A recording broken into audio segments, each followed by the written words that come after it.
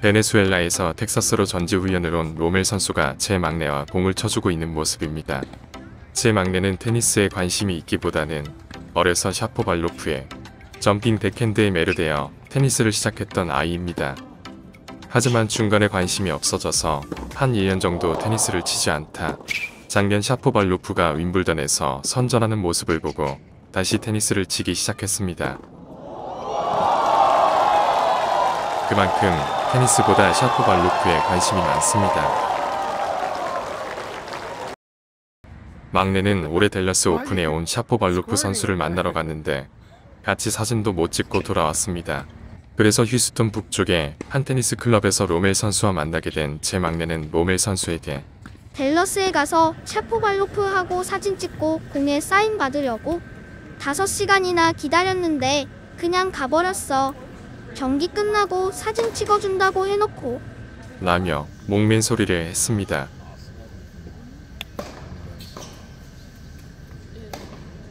제 막내의 사정 얘기를 들은 로멜 선수는 그래? 참 안됐다.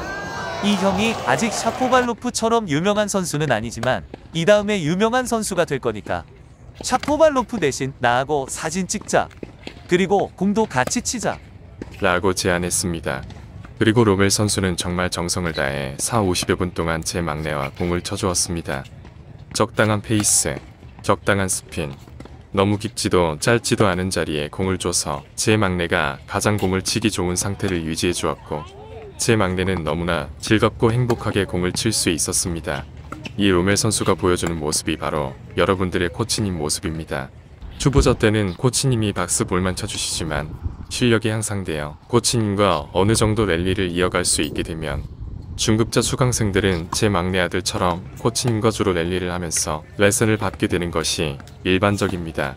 그리고 여러분의 코치분들도 이 로멜 선수처럼 매 레슨 시 적당한 스핀과 속도의 공을 쳐줘서 가장 최상의 조건에서 여러분들이 공을 칠 수 있도록 해줍니다.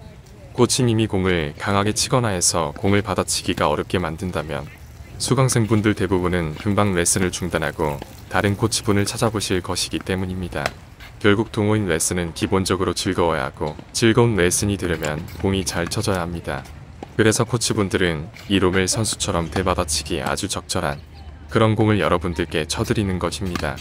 그리고 이런 레슨은 매우 즐거워서 여러분들은 매주 이런 형태의 레슨을 오랫동안 받게 되십니다. 어떤 동호인 분들은 심지어 평소 테니스는 치지 않아도 레슨은 꼭 빼먹지 않고 받기도 합니다. 하지만 거의 모든 동호인 분들이 받고 있는 이런 형태의 레슨은 특히 중급은 되는 실력의 동호인 분들에게 얼마나 도움이 되고 있을까요? 나오미 오사카 선수의 히팅 파트너이기도 하고 현재 마커스 기론 선수를 코치하고 있는 유튜버 카루셀은 이런 형태의 레슨을 사기라고까지 말한 바 있습니다. 실제 테니스 실력 향상에 아무런 도움이 되지 않는다는 것입니다. 중급 정도 되는 실력의 동호인 분들이 가장 많이 하는 불평은 나는 코치님하고 공 칠 때는 평소에는 너무나 공이 잘 쳐지는데 토너먼트만 나가면 시합만 하면 죽을 쓴다 입니다. 제 막내가 로멜 선수와 이렇게 끊기지 않고 수십 번 공을 치고 받을 수 있는 이유가 갑자기 제 막내의 테니스 실력이 좋아져서일까요? 물론 아닙니다. 샤포발로프 선수와 사진도 같이 찍지 못해 기분이 상한 제 막내를 위해 로멜 선수가 공을 예쁘게 쳐주고 있기에 이렇게 끊기지 않고 계속 공을 칠 수 있는 것입니다. 하지만 시합에서 만나는 상대도 이런 배려심을 발휘해줄까요? 그럴 리가요.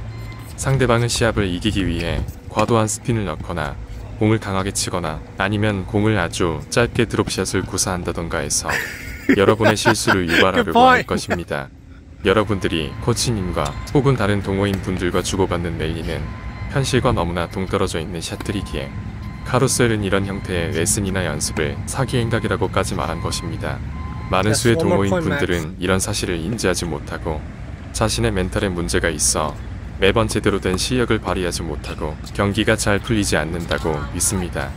멘탈이 문제가 아니라 환경의 차이인 것입니다. 코치님들은 여러분들이 최상의 샷을 칠 수 있도록 최대한 도움을 주고 계시지만 여러분들의 상대는 여러분들이 최악의 샷을 치고 실수를 남발하도록 온 힘을 쓰고 있다는 사실을 이해하셔야 합니다. 이제 기존 레슨 방식의 문제점을 이해하셨다면 어떤 형식으로 연습하셔야 실력이 향상될 수 있는지를 알려드리겠습니다. 위엔 코치는 현역 WTA 프로 선수입니다.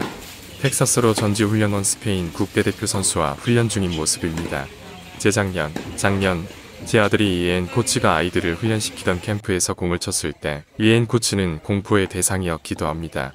아이들을 너무 험하게 굴려서 제 아들은 위엔 코치를 많이 무서워했었습니다. 아무튼 이날은 위엔 코치로서가 아닌 선수로서의 모습을 볼 수 있었는데 WTA 현역 선수와 스페인 국대 선수들이 가장 시간 할애를 많이 한 부분은 서브와 서브 리시브였습니다. 수준이 정말 높은 프로 선수, 국대 선수들이니 서브와 서브 리시브에 많은 시간을 할애하는 것일까요? 아닙니다. 선수들의 경우 오히려 실력이 낮을수록 서브와 서브 리시브가 전력에서 차지하는 비중이 높아지기 때문에 동호인 분들이야말로 프로 선수들보다도 더 많은 시간을 서브와 서브 리시브에 할애하셔야 합니다. 제가 작년 시즌 알려드렸던 승패의 비밀 AR에 관해 말씀드렸듯이 중급 수준부터는 매 포인트 오가는 평균 스트로크 수가 4번에서 5번 정도 됩니다. 서브를 포함해 공이 4-5번 오가면 한 포인트가 끝나는 것입니다. 그리고 레벨에 따라 조금씩 차이가 있지만 어떤 경우에도 가장 빈도 높은 포인트 유형은 ARL이 3인 그러니까 서브 리턴 그리고 그 다음 샷 내에 한 포인트가 끝나는 형태의 포인트입니다. 그래서 연습이나 레슨을 받으실 때 포핸드를 한번 치고 백핸드도 한번 치셨다면 서브도 한번 넣으셔야 실제 시합에 가장 유사한 가장 현실적인 연습이 되시는 것입니다. 그리고 거의 모든 선수들은 이런 형태로 연습합니다. 하지만 대다수의 동호인 분들은 서로 만나서 어떤 모습으로 연습을 하시나요? 1시간 내내 죽어라고 포핸드하고 백핸드를 치시면서 서브나 서브 리시브 연습은 절대 안 하십니다. 그러면서 나는 왜 시합에 나가거나 실제 경기를 하면 내 본 실력이 나오지 않지? 라고 한탄하십니다. 포핸드를 백핸드를 아무리 잘 치면 뭐합니까? 일단 서브 리시브를 제대로 하지 못하면 스트로크를 칠 기회조차 오지 않는데 이제 동호인 분들도 효율적으로 또 재미있게 연습하실 수 있는 연습 방식을 알려드리겠습니다. 이 게임의 룰은 간단합니다. 어느 쪽에서나 공을 먼저 피드해서 포인트를 시작합니다. 공을 받는 상대는 처음 피드된 공은 공격할 수 없습니다. 세 번째 공부터는 공격이 가능합니다. 이런 식으로 매 포인트를 시작해 먼저 11점을 올리는 쪽이 승리하는 게임입니다.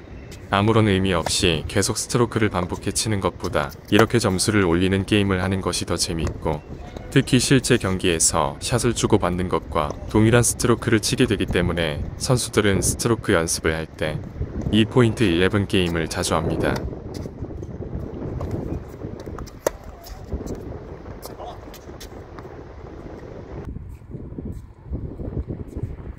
한 세트 연습 경기를 하는 것보다 10점짜리 타이브레이크 게임을 하게 되면 두 포인트마다 서브를 번갈아서 하게 되기 때문에 좀 더 서브를 집중해서 할 수 있게 되고 또 매 타이브레이크 게임을 끝낼 때마다 내가 어떤 부분에 실수가 있었고 어떤 부분을 더 보완해야 하는지 등을 생각할 수 있는 시간이 주어집니다.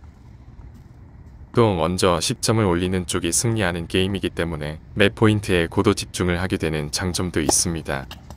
제 아들의 상대방 노이 도우 선수는 올해 15살이지만 작년 12월 현역 ATP 프로 선수를 상대로 승리를 올리기도 한 현재 텍사스 18세 이하 독보적 랭킹 1위 선수입니다. 한국의 조세혁 선수보다 전력이 살짝 더 높습니다. 이렇게 제 아들과 노이 선수는 하늘과 땅만큼의 실력 차이가 나는데도 불구하고 어느 정도 긴장감을 유지하며 진행될 수 있는 것이 타이브레이크 게임의 또 다른 장점입니다.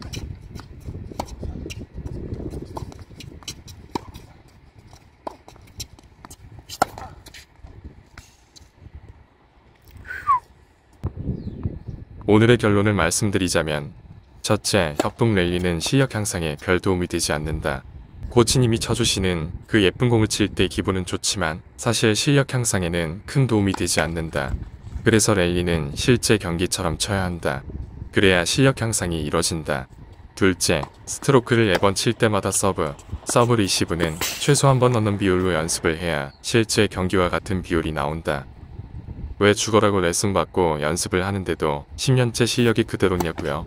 본인의 가슴에 손을 얹고 한번 자문해보세요.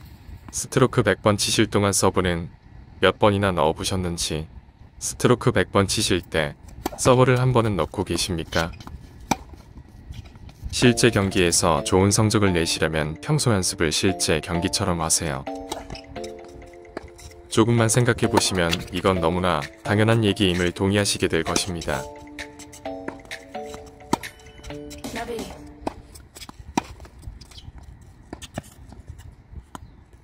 마지막으로 그럼 코치님하고 이렇게 공치는 건 실력이 늘지 않으니 레슨은 시간 낭비, 돈 낭비네 라는 극단적인 결론을 내리실 분들도 계실 것 같아서 말씀드리자면 절대 그렇지 않습니다.